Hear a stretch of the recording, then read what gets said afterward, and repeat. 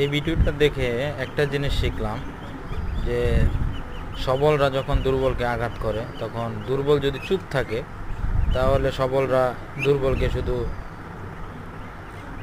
আঘাত করতেই থাকে, আর দুর্বল যখন সবলের প্রতি তার আঘাতের বিপরীতে সোচ্চার হয় বা প্রতিবাদ করে তখন সবলরাও দুর্বলের কাছে হার মেনে যায়।